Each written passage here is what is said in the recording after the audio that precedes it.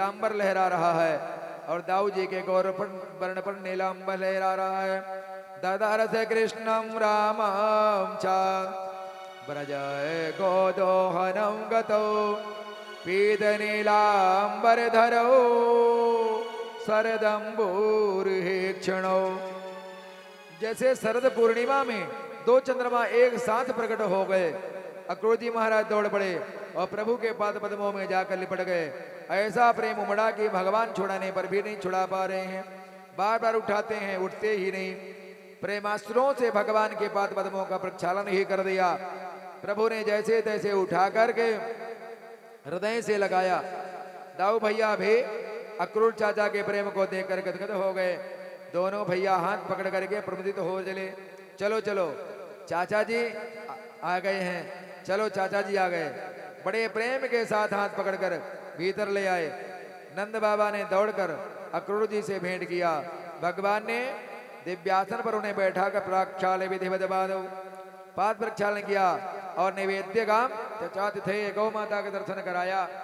प्राचीन भारत में परंपरा थी भैया, गौ माताएं को दिखाते थे जो भी अतिथि आता था, इसलिए जिससे इसको दूध की क्या आवश्यकता पड़े तो संकोच न करे, जो भी जरूरत पड़े, चाहे चाय पीना हो तो मांग ले, दूध पीना हो, दही खाना हो तो मांग ले। और फिर आगे खलिहान दिखाते थे, हमारे इतना अनाज है, मतलब इसका प्रयोजन अहंकार नहीं था, इसका प्रयोजन था खाने पीने के कौनो कमी नहीं है, जो इच्छा होगी सोई बोल देना। इस प्रकार से पहले दर्शन करवाया गौ माता का। आतिथ्य संकोच में तो सब आतिथ्य पूजन की पद्धति भगवान ने पूर्ण निर्वाह किया। इसके बाद अन्नम बहुगुणम मेध्यम विविध प्रकार का भोजन करवाया। जब रात्रि विश्राम करने लगे तो प्रभु चाचा जी के चरण दबाने लगे। अक्रूर जी के तो आनंद का पारावार नहीं रहा। भक्त जितना सोच नहीं पाता उतना प्रभु से आदर और स्नेह देते हैं। एकांत पाकर भगवान ने पूछा, चाचा जी अब बताइए कि मथुरा में सब कुशल थे है ना? अक्रूर जी कुछ बोलते उसके पहले ही नहीं, कुछ बोलते ही नहीं। भगवान बोले हमने प्रश्न ही अनुचित कर दिया क्या? किम नुना कुशलम वृक्षम एधमाने कुलामये। चाचा जी यदुवंशियों से कुशलता का प्रश्न पूछना ही गलत है, क्योंकि यदुवंशियों के शरीर में तो कंस रूपी कैंसर पैदा हो गया है, उसके रहते भला कौन कुशल? अक्रूर जी ने कहा ठीक कहा गोविंद, इस बीमारी का इलाज करवाने के लिए तो आपके पास आया हो, वह रोग आपके हाथों से ही ठीक हो सकता है। कंस का सारा षड्यंत्र चुपचाप समझा दिया। भगवान हंसकर बोले, चाचा जी अब मामा जी ने हमें याद किया तो मामा जी से मिलने जरूर चलेंगे, परंतु ये षड्यंत्र किसी को मत सुना देना, अन्यथा यहाँ से निकलना असंभव हो जाएगा। आप तो केवल मेले में घूमने की बात करना। यो समझाकर भगवान नंद बाबा के पास आए। बाबा बाबा हम तो मथुरा मेला देखेंगे। नंद बाबा ने अक्रूर जी से भेंट किया और कहा, भैया अक्रूर, मैं कन्हैया को अकेले तो भेजने वाला नहीं, या को मेला दिखाना है तो या के संग में जरूर चलोगे, मेला भी घुमाएंगे और कंस को भी कर दे देंगे। नंद बाबा ने पूरे वृंदावन में दुहाई लगवा दी, जो मथुरा को मेला देखना चाहे सबरे तैयार हो जाओ। गली गली में सबको सूचना पहुंचा दी। जहां गोपियों कान में समाचार पड़ा कि गोविंद कल प्रातः काल मथुरा प्रस्थान करेंगे तो सब गोपियां गोपियों की नींद भाग गई। प्रार्थना करती हैं रजनी देवी से कि सजन सखारे जाएंगे, सजन मरेंगे रोयो, ऐसी विधि नारायण कर, भोर कबहू नहीं होयो। सारी गोपियां रात्रि में इस प्रार्थना करती हैं, रात्रि देवी आज भोर नहीं होने देना। मैया लाला को सुला रही हैं लेकिन नींद नहीं आ रही लाला को। मैया लोरी गा रही हैं, थपकी दे रही हैं, सिर में हाथ फेर रही हैं। क्या बोल रही हैं कि छगन मगन मेरे लाल को, लोरी है, छगन मगन मेरे लाल को, आजारी निंदिया छगन मगन मेरे लाल को, आजारी निंदिया छगन मगन मेरे मेरे लाल को आजा रे निंदिया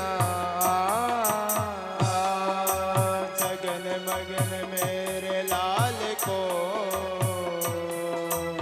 आजा रे निंदिया चंचल मोहन श्याम को चंचल मोहन श्याम को नैनन बीच समा चंचल मोहन श्याम को चंचल मोहन श्याम को नैनन बीच समा छगन मगन मेरे लाल को आजा रे निंदिया छगन मगन मेरे लाल को आजा रे निंदिया जप तप पूजा पाठ सो विधि ना दियो मोहिला सो जा कन्हैया लाड़ ले मैया बजा बेताल कैसे सुलाओ मैं लाल को कैसे सुलाओ मैं लाल को धीरे धीरे लोरी गा कैसे सुलाओ मैं लाल को धीरे धीरे लोरी गा छगन मगन मेरे लाल को आजा रे निंदिया जगन मगन मेरे लाल को आजा रे निंदिया चंचल मोहन श्याम के नैनन बीच समा चंचल मोहन श्याम के नैनन बीच समा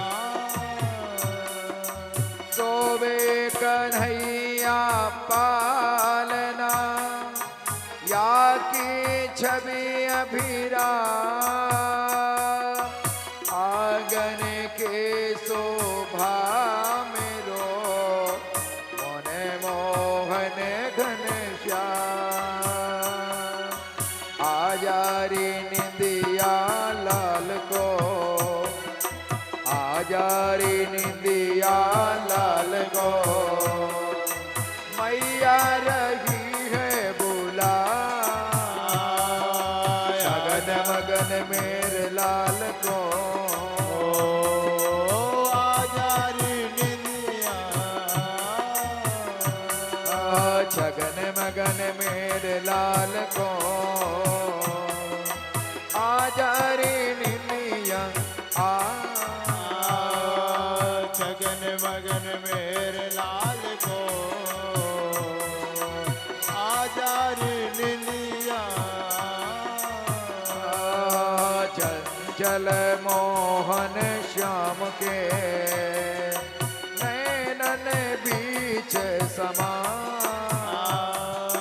चंचल मोहन श्याम को नैनन बीच समा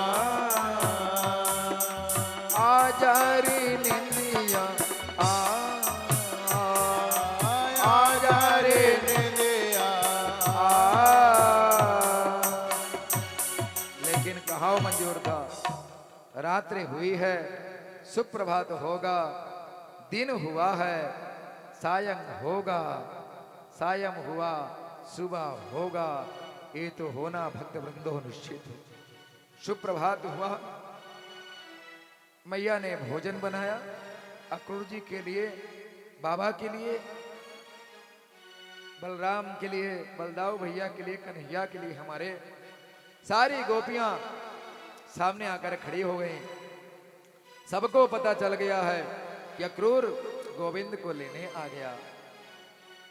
कि अहो विधाता स्तवना क्वचित दया संयोज मैत्र्या प्रणयेन देहिना तांशाकृतार्थान् वियुनां च पार्थका विक्रीडितं तेर्भगचेषितं यथा। बहन, विधाता को हमने नहीं देखा, नहीं, इसको कोसने से कोई लाभ नहीं। एक बोली मेरे लिए तो अक्रूर यमराज बनकर आया, ना ये आता ना हमारे गोविंद के जाने का सवाल उठता। एक बोली ठीक कहा बहन, इसका नाम अक्रूर नहीं क्रूर होना चाहिए। सारे ब्रजमंडल की दो आंखें कृष्ण और बलराम को दोनों को निकाल करके ले जाएगा। इससे बड़ा क्रूर कर्म और क्या हो सकता है। रथ सजाए क्रूर खड़े हैं प्रसाद पा करके, भगवान को लेकर के मैया प्रसाद पवाना चाहती हैं। दूध रोटी का मक्खन रोटी एक कौर खाए, फिर कहते मैया अब नहीं जा रहा है, अब गले नहीं उतर रहा है। बलराम को भी खिलाया, दोनों को सजाया।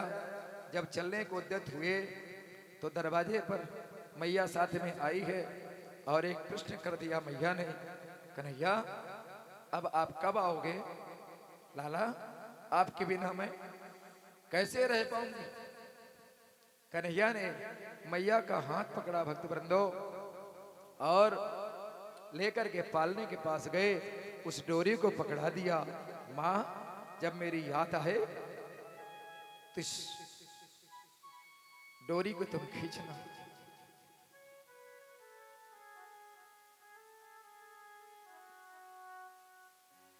और इसमें मैं तुम्हें दिख जाऊंगा।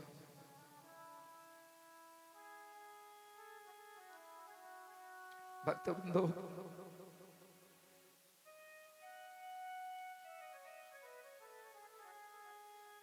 11 वर्ष 51 दिवस हमारे गोविंद केवल ब्रजधाम में रहे। 52वें दिवस चले। क्या बोल रहे हैं ब्रजवासियों से? बस आज गया, कल मेला ठेला देखा और परसों आ जाएंगे। ब्रजवासियों को ये पता नहीं था कि परसों कह के बरसों नहीं आएंगे। गोविंद चल पड़े। मैया विक्षिप्त हो गई। रोहिणी मैया ने उठाया, नहीं बहन, ऐसा नहीं करना होता है, ये तो मेला देखने जा रहे हैं, फिर वापस आ जाए। भक्त वृंदो, श्रीमद् भागवतम में लीला बड़ी विचित्र, विचारणीय बात है। 80 साल की उम्र में यशोदा मैया को एक पुत्र प्राप्त हुआ, वो भी आज जाने को होते थे।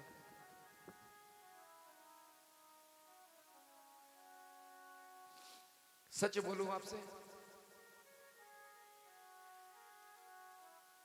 ये प्रसंग कहने का मन नहीं होता, लेकिन दोष लगेगा।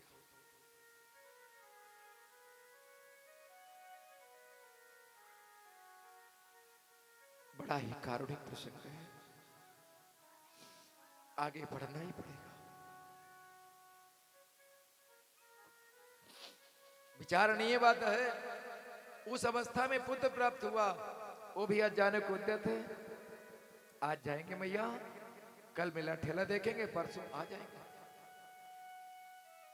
मैया बेचारी भोली भाली है, उसको मालूम नहीं है कि ये आने वालों में से नहीं है। नंद बाबा को बुलाए, सुनो आप कर देने जाते हो, जाओ। अरे मेहर, एक बात याद रखना, अगर गोविंद को वापस ना लाए, मेरे कन्हैया अगर वापस ना आए, तो मेहर तुम भी इधर अपना मुख मत दिखाना।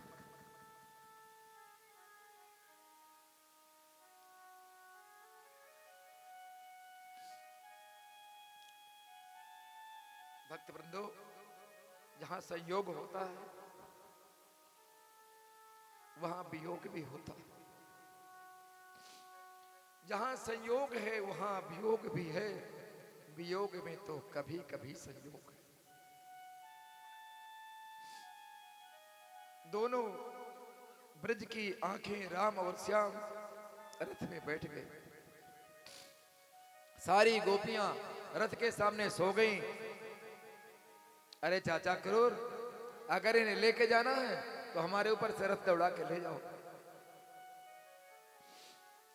अपने स्वामी को, अपने गोविंद को, कन्हैया को नहीं जाने देंगे बलदाऊ को।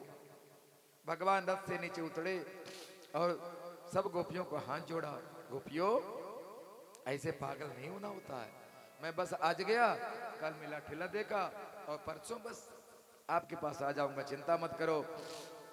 भगवान सबको बहला फुसला करके भक्त वृंदो और चल ही दिए। राधा रानी से जाके भी क्षमा मांगे। मैं राधाएं, आज के बाद इन आंखों से आंसू ना गिरे। तुम मुझसे प्रेम करती हो ना, अश्रुपात नहीं होने चाहिए। तुम मुझसे कभी भी लग नहीं हो गोपियों। राधा रानी ने उन आंसुओं को रोक दिया। भक्त वृंदो, गर्ग संहिता में लिखा है कि एक बार जब गोविंद चले गए तो राधा मैया के शरीर पर कदम्ब का पत्ता गिरा। उसके नीचे बैठी थी, कृष्ण का चिंतन कर रही थी और वो पत्ता गिरा उनके शरीर पर। उनके शरीर का स्पर्श पाते ही जल करके राख हो गया। इतना विरह वेदना में माघवती रास रासेश्वरी विरहित थी। चल दिए। सब गोपियों से क्षमा मांगते हुए गोकुल वृंदावन को प्रणाम करते हुए बिसरे जलजाम रुरुदो ईश्वरम गोविंद दामोदर माधवेति। हे गोविंद, हे दामोदर, हे माधव कहते हुए चल पड़े।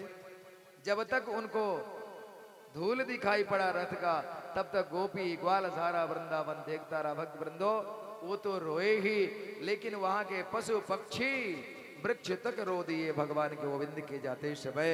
उनके विरह में यमुना के किनारे रथ पहुंचा। अक्रूर जी ने सोचा इसमें स्नान कर लो, और जैसे उतर के स्नान करने लगे स्वयं भगवान के चतुर्भुज रूप को देखा जल के अंदर। नमो सुनंताय सहस्रमूर्तये सहस्रपादाक्ष शिरोरुबाहवे सहस्रनाम्ने पुरुषाय शाश्वते सहस्रकोटि युगधारिणे नमः। भगवान को प्रणाम किया। जल के बाहर निकल करके देखते हैं रथ में वही रूप, अंदर जल के डुबकी मारते हैं वही रूप। आकर के भगवान के चरणों में दंडवत किया। सरकार क्षमा करना प्रभु, अब बस करो, ये लीला बंद करो, नहीं तो चाचा तुम्हारा ये पागल हो जाएगा। रथ ये करके चले, मथुरा में पहुंचे। मथुरा में पहुंच गए, थोड़ा सुस्ता रहे हैं सब कोई। बाबा नंद भी बैलगाड़ियों के द्वारा सब सामान लेकर कर देने के लिए गए हैं साथ में। रुके तब गोविंद को जब चलने लगे तो कहा बाबा ने, लाला ये अपनों घर नहीं है, ये ब्रजधाम नहीं है, संभल करके जाना, कहीं लड़ाई झगड़ा नहीं कर बैठना। बलदाऊ भैया आए, नहीं बाबा मैं हूं ना, तू चिंता मत कर, इसे बिल्कुल लड़ाई झगड़ा नहीं करने दूंगा। और पहुंच गए।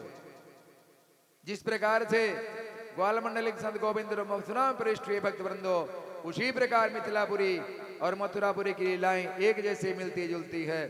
गोविंद जो है घूमने के लिए निकल पड़े, वहां प्रवेश कर गए। सब कोई हल्ला करने लगे, पूतना को मारने वाला आ गया, तृणावर्त को मारने वाला आ गया। धाये धाम काम सब त्यागे, मनहु रंक निधि लूटन लागी। सब अपने गृह कार्यों को छोड़ करके भाग रहे हैं। अरे सखी चलो चलो, देखे वो छोरा कैसे है, बड़े बड़े नाम सुन रखे हो, सब पागलों की तरह भागे चले जा रहे हैं। जो देव इतनी लाज मर्यादा में रहती थी, घर के देरी से बाहर नहीं निकलती थी, वो अब मुंह खोले दौड़ रही हैं। कोई अट्टालिकाओं से देख रही हैं, कोई खिड़कियों से झरोखों से देख रही हैं। मिथिलापुर में राम जी और मथुरापुरी में श्याम जी। मिथिलापुरी के राम जी तो बड़े छैल छबीले, लजीले शर्मिले, लेकिन ये बिल्कुल लजीले शर्मिले नहीं है। इन्हें काऊ से नेको संकोच नहीं लगे, सबको जो भी देखता उनकी ओर आकर्षित हो जाता है। अपने चंचल चांचल सबके चित्त को चुराते चले जा रहे हैं। मथुरा के बीच सबके चित्त को चित्त चुराते हुए चार जब सुंदरियां उनको देख रहे, पुष्प बरसा रही। भगवान हंसकर बोलते हैं, तुम्हें बतो ना यहाँ के महाराज कंस है ना। अब तो भगवान आगे बढ़े और ब्रजवासी देख देख कर बोले, कन्हैया भैया जय जयकार हो रही है। कहते हैं तुमको पता नहीं क्या, अरे यहाँ महाराज कंस हैं, मेरे खास मामा जी हैं। और मामा जी को भांजो घर में पहली बार, अरे स्वागत का ही नहीं होएगा। ब्रजवासी बोले, हो बात, इसीलिए लाला तेरा स्वागत चारों ओर चल रहा है। अब तो बढ़िया बगलबंदी पहन करके थापक हुआ चंदन पोतले में फुले लित्र लग जाए, चकाचक क्या कहना है। अच्छे कपड़े में मामा जी के सामने जाएंगे तो ठीक है ना, भिखमंगा बन करके कहा जाए। कन्हैया बोले, तो नाराज काहे को हो रहे हो मामा, क्या कोई कमी थोड़ी है, बोलो काका चाहिए। ब्रजवासी को सबसे बढ़िया पोशाक चाहिए। आगे बढ़ेगी कंस का धोबी निकल पड़ा, अहंकार में मूंछों पर ताव मारता हुआ। अधिकारी से ज्यादा चपरासी की गर्मी होती है, आप लोगों को पता है। अकड़ करके चला आ रहा था, निकाटते मुस्कुरा करके प्रभु ने कहा, मामा जी राम राम। आंखें धोई फाड़ करके बोले, अरे महाराज कंस है ना, वह मेरे सगे मामा लगे। भगवान ने कहा, उसने कहा, धोबी ने पूछा क्यों भाई, मामा कैसे बोला। भगवान हंस करके बोले, अरे महाराज कंस के हम भांजे हैं ना, इसलिए उनके यहाँ वालों सबको मामा ही कह रहे हैं, या नाते आपको ही मामा बोल दिए। अच्छा अच्छा, तुम ही कृष्ण बलराम हो क्या, मुझे सब मालूम है, तेरे मामा ने तुझे क्यों बुलवाया है। अच्छा भगवान बोले, तब तो सब ही पता होगा, तो दो चार कपड़े ने पोटली से निकाल करके दे दो भैया, बढ़िया पहन करके स्वागत करवाएंगे, आनंद आ जाएगा। इतना सुनते ही धोबी लाल पीला हो गया, तमाम गालियां सुना डाली। अरे जंगली कहीं के, जंगलों के में गायों पीछे घूमने वाली जिंदगी गुजार दिया। राजसी वस्त्र तो कभी देखा है जो पहनेगा। भगवान ने घुमा करके एक थप्पड़ बाएं हाथ से मारा कि उसका सिर ही कट करके गिर गया। कन्हैया बोले, ब्रजवासी अब छांट ले अपने अपने मन के वस्त्र। छांट लिए। अब जब वस्त्र पहन करके चले ब्रजवासी, तो रोड साफ करने की कौनो जरूरत नहीं है। तो 7 साल 8 साल 9 साल के छोरे जिधर से निकलते हैं तो वस्त्र में साफ होता चला जा रहा है। दूर से देख रहा था दर्जी, समझ गया, सोचा इनसे रिश्तेदारी बना लेने में कल्याण है, इसको एक थप्पड़ मारे सिर ही गिर गया। बोले, आइए महाराज, अरे भांजे हो आप लोग, हमारे यहाँ आए हो ना, आओ आओ। और सुंदर सुंदर वस्त्र फटाफट भगवत कृपा से 2-4 कारीगर सबको दे दिया, सबके वस्त्र बन गए उनके माप के। भगवान बोले, भैया क्या तेरी मजदूरी भाई। बोले, सरकार हमें कछु नहीं चाहिए, अपने आशीर्वाद दे दो, अब तो हमारे अतिथि हो। भगवान समझ गए। भगवान ने कहा, जा बेटा आशीर्वाद है। अब देखो दर्जी समाज को, कपड़ा सिलने वालों को कोई भी सिले, 100 रुपए का कपड़ा 500 की सिलाई, कितना बड़ा आशीर्वाद भगवान ने दिया, विचार करो, दिया कि नहीं दिया। अब भगवत कृपा से उल्टा सीधा खाओ पियोगे तो वैसे दिमाग तो हो ही जाएगा। भगवान ने तो आपको बुद्धि दे दिया, बढ़िया सिलाई चकाचक करो, 100 रुपए कपड़ा 500 सिलाई लो, सुंदर आशीर्वाद भगवान ने। अब आगे बढ़े तो बढ़िया जब कपड़ा पहन लिया, अब क्या कहा ब्रज बालकों ने, भैया अब तो बढ़िया चकाचक माला होता तो बढ़िया होता। भगवान का एक भक्त था, सुदामा नाम था, एक माली था, माधव का आनंद भक्त था। भगवान उसके घर बिना बुलाए ही पहुंच गया। आश्चर्य भगवत कृपा इसे कहते हैं। भगवान को देख करके एकदम बेहवल हो गया, सबको माला पहनाई और भगवान के लिए दिव्य माला पहनाई, भगवान का स्वागत किया, आशीर्वाद भगवान ने दिया।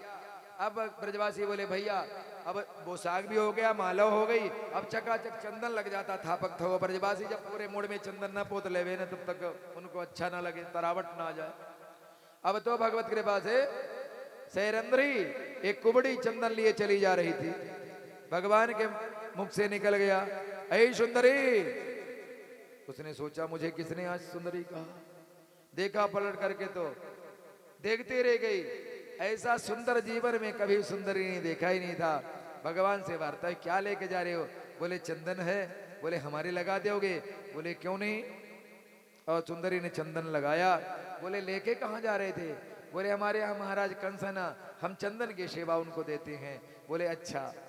तो जब चंदन लग गया तो ग्वाल वालों ने कहा अरे कन्हैया, ये बेचारी कितना परिश्रमिक उस पाती बेचारी चंदन लेके जा रही थी, उससे उसका पेट चलता होगा, अरे तुम इसको कुछ दे दो ना। बोले दे दें, ठीक है। अच्छा देवी, ये चंदन तो लग गया ना, और आप तो बहुत अच्छी लगती हो। भगवान ने दोनों हाथ पकड़ लिए भक्त वृंदो, दोनों पैरों पर पैर रखा और भगवान ने ऑपरेशन कर दिया। बलदाव ने आंख बंद कर लिए, क्या करते हो, कुछ हो जाए तो। बोले नहीं नहीं कुछ नहीं होगा। एक झटके में उसको तुरंत सारा कुबड़ अंदर चला गया, मानो भगवान ने एक रूप से ऑपरेशन कर दिया। भगवान का स्पर्श अंग संग प्राप्त करती उस सुंदरी वास्तविक सुंदरी हो ही गई। ऐसा लग रहा था मानो स्वर्ग से साक्षात लक्ष्मी उतर करके आ गई। भक्त वृंदो, वो कोई और नहीं, ध्यान देना, वो कुब्जा जानते हैं कौन था, कौन है, सरेंद्री नाम था इसका, लेकिन ये कोई और नहीं, ये साक्षात भूमि है। भगवान नारायण की दो नित्य सिद्ध पत्नी हैं, ध्यान रखना। एक का नाम भूदेवी, एक का नाम श्रीदेवी। भूदेवी अपने गर्भ से अनाज पैदा करके हमारा पेट भरती है, और श्रीदेवी अपने हृदय से द्रव्य पैदा करके हमारा जेब भरती है। ध्यान रखना, इसीलिए जेब कहाँ होता है, बाएं भाग में दर्जी लोग लगाते हैं जेब, बड़े होशियार होते हैं, क्योंकि भगवान नारायण ने लक्ष्मी को बाएं अपने हार्ड में ही स्थान दिया, जेबा भी इधर लगता है। श्रीदेवी द्रव्य प्रदान करती हैं, भूदेवी हमें अन्न प्रदान करती हैं। इस प्रकार से भगवान ने उसका भी कल्याण कर दिया। अब तो चलते